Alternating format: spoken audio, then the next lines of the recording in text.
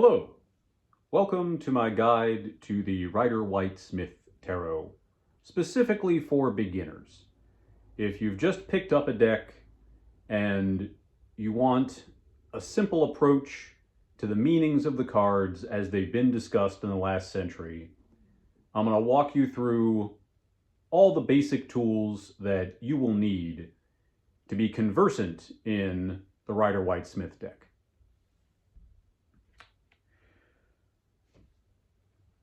So to start with, look at the cards yourself before you do anything else.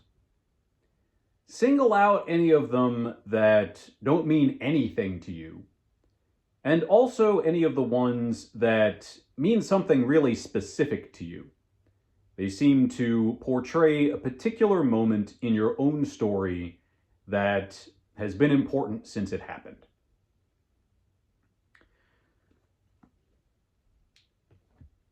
There are a couple of books that you can take a look at to give you a sense of what the Rider-Waite-Smith is all about.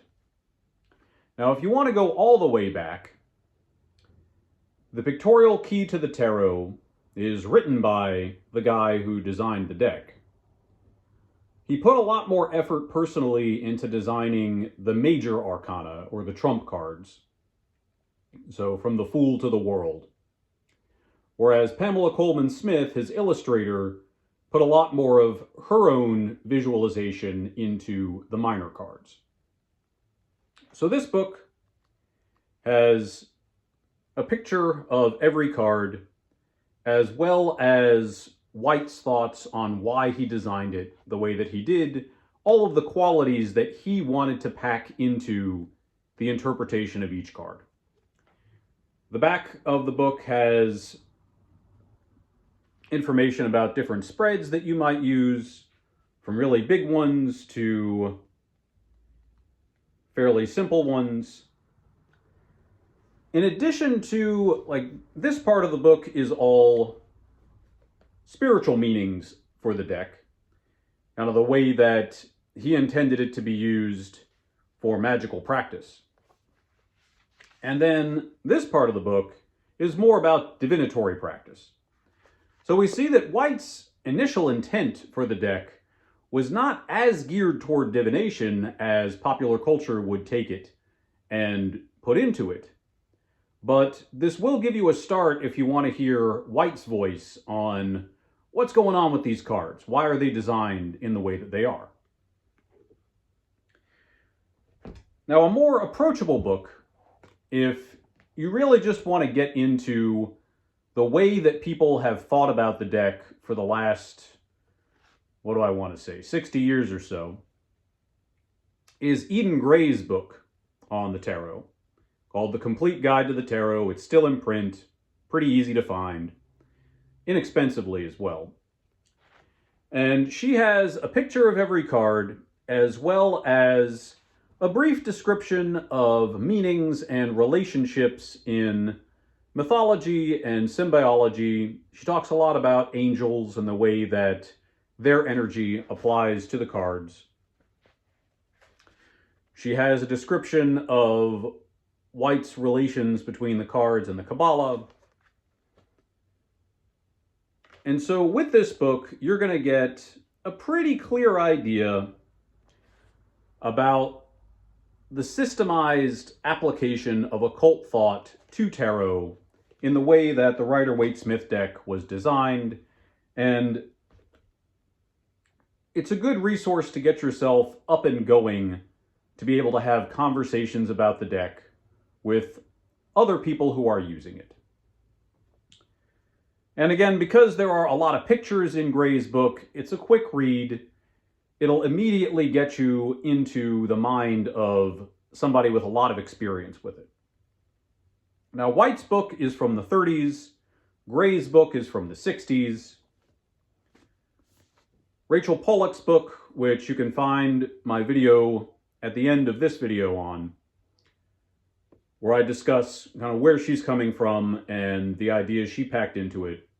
This is a larger book, and it's pretty much all print. She does have smaller images of the cards. And she discusses at length what she has found people thinking about when she has used the cards in her own practice. She did a lot of seminars. She talked to a lot of different people about how to use the decks and what they do with it.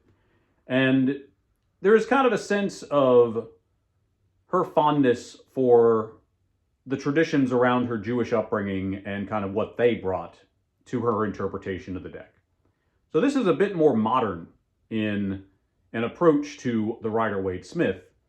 And it kind of tends to be the standard. Even other writers draw a lot from Pollack's ideas, or at least respond to them, when they're discussing the Rider-Waite-Smith. Now, there is a way to go about studying the deck that is even simpler than diving into one of these books. Because as I mentioned, anytime I talk about the Rider-Waite-Smith, it is an interpretation of the much older Renaissance deck and its various printings that really, in a historical sense, mistakenly applies Egyptian and various other ideas to how the deck is interpreted that were current in the 1900s, but were not current when the deck was designed. So, while these thinkers' information and the way that they put this stuff together was really useful, and it sparked imaginative journeys that inspired people and helped them understand themselves better,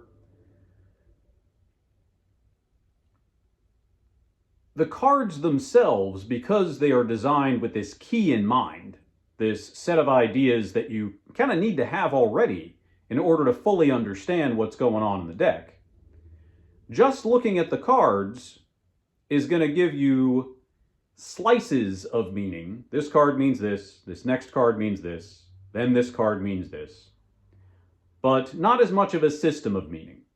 So if you look at them and you're saying, well, this card means this to me because I see myself in this image, I see someone else I know in this image, this reminds me of a situation that had a powerful impact on me.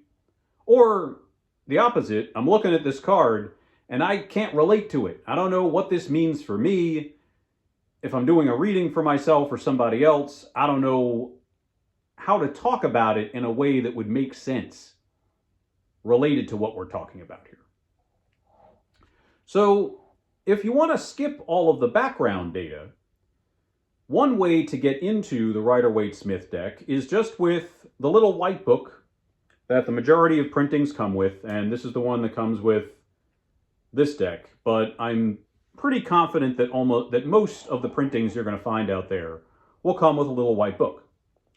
Now, I like the US Games one. The guy who started US Games, Stuart Kaplan, was actually kind of tarot obsessed. He wrote a book himself about the history of tarot. When he saw the Waite-Smith deck in his travels in Europe, he wanted to print it and make it available to everybody. So it's really Stuart Kaplan who is responsible for making these decks available here in America. And so information produced by US Games is pretty well grounded in history. So he gives you, or the current printers give you, a brief historical description of where the decks come from, and then a discussion in a paragraph of what each card means and how to interpret it. Now, I wouldn't go through this and think of it as a tiny tarot Bible. The meanings in this book are going to be pretty close to what you'll see in these books, though abbreviated. So instead of trying to memorize this, what I would suggest is, if you are a beginner, take some time with your deck and use this book as a tool to reflect on. So as you're going through the cards, maybe do a few a day, look at the card and first think, what does this mean to me? Does it have a powerful impact on my personal life? Does it mean nothing? Am I picking out symbols in here that are exciting my interest, or that I'm really anchoring my meaning of this card on.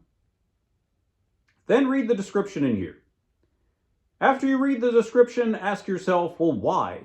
Why would somebody interpret the card in this way? How can I make the book's description work? What does it relate to in the card? Is there maybe some knowledge or system of interpretation between the card and what the book says that I'm not aware of? And if you want to go deeper into tarot history, tarot thought, then that's maybe something to make a note of so that when more information comes by you, maybe it'll click. And then ask yourself, after you've gone through that why exercise, well, does the card mean that to me? Is the information in this book kind of alien? Does it seem like it's from another time? Does it still apply to the context of my life? And if so, then you've got something useful to run with. If not, then think a little bit more about that context of your own existence, where you're coming from, and how you're going to enrich your thoughts about that card with thoughts about your own life and your background and the way that you see things. In this way, I'm encouraging you as a beginner, somebody who's just getting started with the deck, or even somebody who has just memorized books and not put as much of yourself into the deck as you may have, I am encouraging you to take the images of the deck, get them inside yourself, allow them to parade through your memory, through your ideas about life, what it is, what you'd like it to be, and the way that the cards suggest what could happen in the future, what you're afraid of happening, what you'd like to happen. And you use your reflections and everything inside you to enrich your sense of what's going on in the cards. That's a great way to start. And especially if you are working with this deck that has become the standard for popular tarot images. It's helpful to know, it's useful to understand where all of it comes from if you're going to be working with tarot on a regular basis and making it a part of your life. So thank you very much for listening. And please, if you have any questions or any details that you would like more information about related to tarot, or even specific decks that you'd like me to take a look at and kind of unravel for you, please let me know in the comments. Have a fabulous day and take care.